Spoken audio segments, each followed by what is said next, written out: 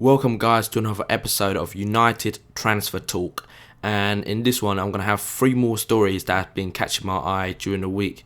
Although it has been quite a slow week in transfer news for United, a lot of these have been a lot more valid and perhaps more concrete than perhaps the other rumours before, where a lot of it was just a lot of speculation, where these have actually a bit of ground to them and have a bit of reasoning to them as well. And the first one I'm going to talk about is actually one of our own players. And just to update you guys, if you missed the last video, that we have signed Nick Powell, adding that to already the signing of Shinji Kagawa that already made the Reds to sign this summer. And I believe that we will sign 1 or 2 more players before the end of the transfer window. And the first one I'm going to talk about is Fabio da Silva. As you guys may know, a few weeks back I talked about how Celtics wanted him to go on loan and gather more experience in playing time week in, week out. And there was a lot of speculation about him going to Benfica or one of the Portuguese clubs. But it has emerged this week that he is going to go on loan to a Premier League club, and it's QPR, or Queen's Park Rangers if you like. And QPR, they stayed up last season on the last day, against City, and all that history behind us. And yeah, Fabio is going to go on there, and I think it will be a really good experience for him to experience the English Premier League week in, week out, because at United he has shown little glimpses of his talent, just like his brother Rafael. And Fabio, he will no doubt develop further as a player, and the more experience he get, the more ready he's going to become to live up to his hype as the Patrice Evra long-term replacement. So Fabio, he is going to go on loan to QPR this summer, and hopefully when we get him back he'll be a better player for it. And I expect him to develop fully, both as a player and also physically, just as Danny Welbeck has done. And yeah, Fabio, I'm really looking forward to see how he does week in, week out in the Premier League. And just on this note, just to say that Rafael has also signed a new 4-year contract, which will take him up to 2016 with the club, that his agent just revealed I think yesterday. So that's another good sign that Rafael has the backing of Sir Alex Ferguson, and he is here to stay, and put in perhaps the end to the speculation of a new right back. So there you guys have it. What do you think of Fabio going on loan to QPR? Leave your comment below, guys. The next story again is to do with the central midfield area. As you guys know, I've been talking about the links with Luka Modric and perhaps even Wesley Sneijder again, but it has emerged this week that a new contender has emerged from the crowd, if you like, and it's Thiago Alcantara. And Thiago is a 21-year-old Spanish international, and he has been receiving a lot of great reviews from everyone who's seen him. I first saw him live when it was last summer, when England was playing Spain under 21s at the European Championships, and he was outstanding that day. I mean, he bossed midfield along with the other midfield players. He really gave England a right kind of like beating, and almost a class of how to keep possession. And he's a class act, and he slotted right into the Barcelona style. He has been going to La Masia for from a very young age, so he fits into their kind of like talent and also mentality. However, with the departure of Pep Guardiola, he has seemed to be growing more frustrated, with the lack of playing time throughout the season, and perhaps he might be leaving to seek a new challenge in another country, another league. And Thiago, he would be a great alternative to Luka Modric, who has been strongly linked with United.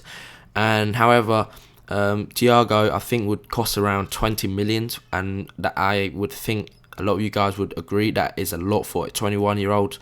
But if we do spend this money, he could be around for the next decade and would be fully worth what he cost us. And if he does develop into the player that we all know he can be, and he will be a world-class player if he does develop fully as well. So Thiago is a very exciting prospect if we do get him.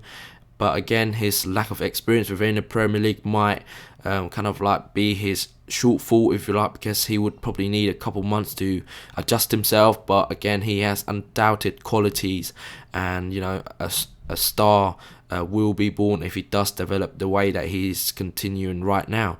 And Thiago, again, 21-year-old, around perhaps £20 million. And what do you guys think of him? And leave your comment below, guys. The last story I'm going to talk about is still of Thiago and Hunterlaar. And Hunterlaar has been around for a very long time, actually, starting back in his days with Ajax, then going around the Europe with the Europa Elite, Real Madrid, AC Milan, and to be fair, it hasn't worked out very well, but he has found himself again at Schalke, scoring 8 goals last season, and unfortunately didn't have a great time at Euro 2012 right now with Holland.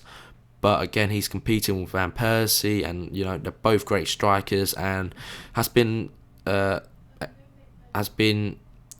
linked this week with United because in his contract there is a £17 million release clause, and that will be a very cheap player for his age, but also his proven record at Schalke.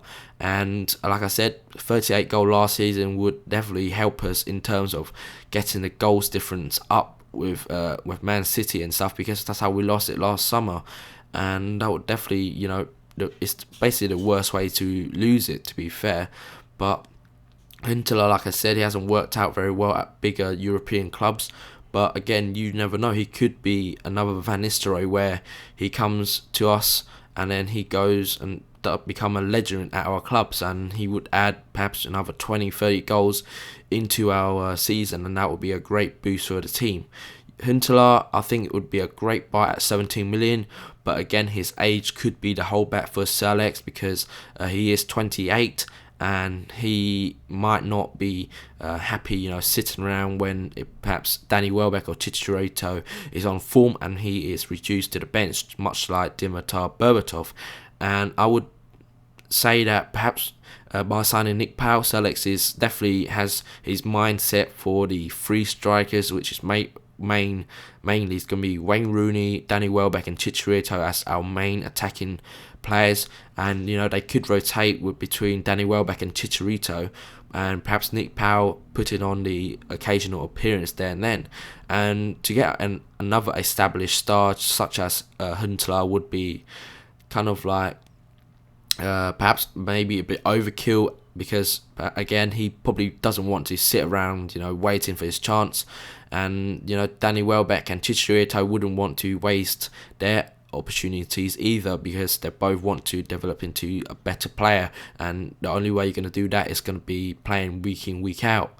And with Hunterlaar coming in, it could limit their chances.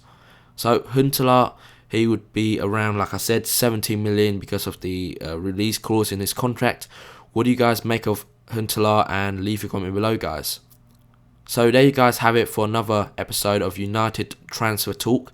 I'm sorry that this has come a day late, because last night I was watching England, and it was a thrilling match, and it finished an hour later and I couldn't get a video out. But here you guys have it, the episode for United Transfer Talk. And again, if you like this video, guys, please rate, comment below and subscribe to the channel for more content.